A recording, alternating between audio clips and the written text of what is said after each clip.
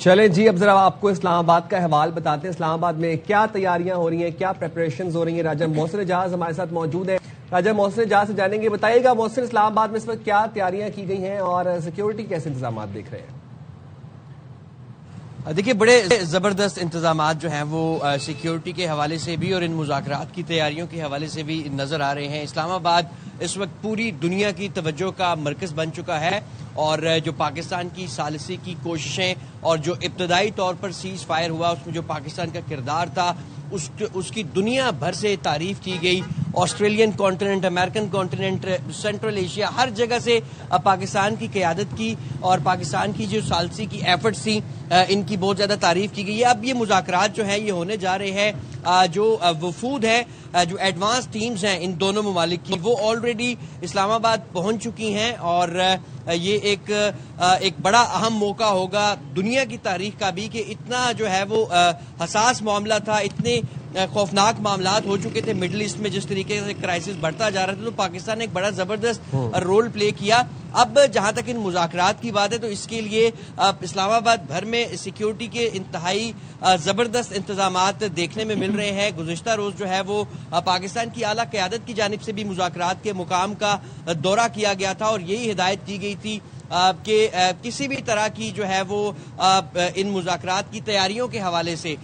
کوتاہی نہیں ہونی چاہیے اور بڑے زبردست ارینجمنٹس جو ہے وہ ہمیں یہاں پر دیکھنے کو مل رہے ہیں. دفتر خارجہ اس تمام تر پروسیس کے حوالے سے لیڈ کر رہا ہے اور تمام تر حتمی جو انتظامات ہیں انہیں حتمی شکل دفتر خارجہ کی جانب سے ہی دی جا رہی ہے. امریکی وفد جس کی قیادت نائب صدر جے ڈی وینس کریں گے اور اس کے ساتھ ساتھ امریکی صدر کے نمائندہ خصوصی برائے مڈل ایسٹ اسٹیو وٹکاف بھی ان کے ساتھ ہوں گے، جبکہ امریکی صدر کے داماد کشنر بھی اس وفد میں شامل ہیں، جبکہ دیگر لوگ بھی جو وائٹ ہاؤس کے آفیشلز ہیں اور پینٹاگن آفیشلز وہ بھی امریکی وفد میں شامل ہوں گے جو ان مذاکراتی عمل میں حصہ لے گا. دوسری جانب اگر ایران کی بات کی جائے تو ایرانی وفد کی قیادت ایرانی جو پارلیمنٹ کے اسپیکر ہے باقر کالیبوف وہ کر رہے ہیں اور ان کے ساتھ ساتھ ایرانی وزیر خارجہ عباس عراقچی وہ بھی اس وفد کی قیادت کریں گے اور اس کے ساتھ ساتھ پاکستان میں جو ایران کے سفیر ہیں رضا امیری مقدم اور دیگر جو ایرانی حکام ہیں وہ بھی ایران کی جانب سے ان مذاکرات کا جو عمل ہوگا اس میں شامل ہوں گے. دونوں ہی جو فریقین ہیں ان کو پاکستان ان مذاکرات کی ٹیبل پر لایا ہے اور ابتدائی سیز فائر کے بعد بھی جس طریقے سے حالات تھے پاکستان نے مسلسل ایران کے ساتھ بھی رابطہ رکھا اور امریکہ کے ساتھ بھی رابطہ رکھا. جس طریقے سے اب لبنان کے حوالے سے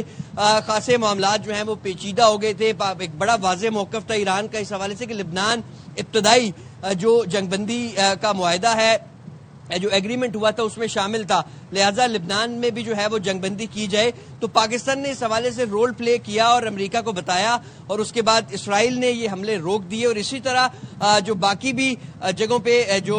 ایران کی جانب سے یہ کہا گیا کہ ہم ریٹیلیٹ کرنے لگے تھے جب جنگ بندی کے بعد ہم پر کچھ حملے ہوئے، لیکن وہاں پر بھی پاکستان نے انٹروین کیا اور ایران کو جوابی کارروائی سے روکا. تو یہ مذاکرات جو ہے اس حد تک آ گئے ہیں کہ نیگوشیٹ کرنا چاہتے ہیں اس صورتحال میں، وچ از اے بگ اچیومنٹ.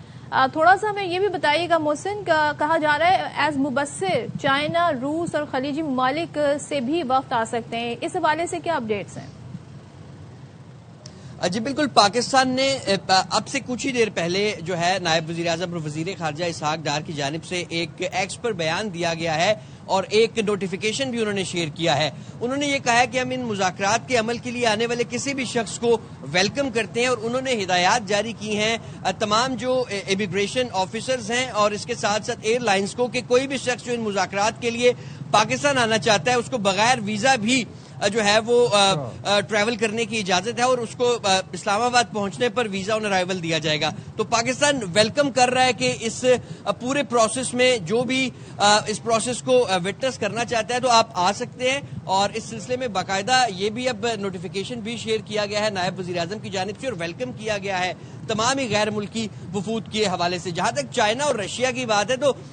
یہ ان ممالک میں شامل ہیں جنہوں نے پاکستان کے اس پورے پروسیس میں جس کو پاکستان لیڈ کر رہا تھا جو ثالثی کا عمل تھا اس میں چائنا کا بڑا امپورٹنٹ رول ہے. تو پاکستان کی جانب سے آفیشلی تو ابھی تک جو ہے وہ نہیں بتایا گیا کہ آبزرورز کے طور پر کون سے ممالک آئیں گے، لیکن ان کا بڑا رول ہے اور پاکستان کی نہ صرف چائنا کی جانب سے، رشیا کی جانب سے اور دنیا بھر کی جانب سے بہت تعریف کی گئی پاکستان کے ثالثی کے کردار کی، جس کو پاکستان لیڈ کر رہا ہے، بلکہ ہر طرح کی اس پروسیس کو مزید کامیاب، یعنی ابتدائی جنگ بندی کے بعد مستقل امن اور جنگ بندی کے لیے ہر طرح کے عمل کی میں ان ممالک کی جانب سے حمایت کی یقین دہانی بھی کروائی گئی ہے۔ تو پاکستان کو نہ صرف ان ممالک کی حمایت حاصل ہے، بلکہ مسلسل یہ ممالک جو ہیں وہ رابطے میں بھی ہیں، اور اسحاق ڈار بڑے متحرک انداز میں روزانہ کی بنیاد پر ان ممالک کے جو قیادت ہے اس کے ساتھ رابطے میں بھی ہیں، اور ان کی جانب سے پاکستان کو ہر طرح کے تعاون کا یقین بھی دلایا جا رہا ہے۔ بہت شکریہ موسم اجاز، آپ ہمیں اسلام آباد سے اپڈیٹ کر رہے تھے اور ہم وقتاً فوقتاً پورا دن آپ سے اپڈیٹس لیتے رہیں گے۔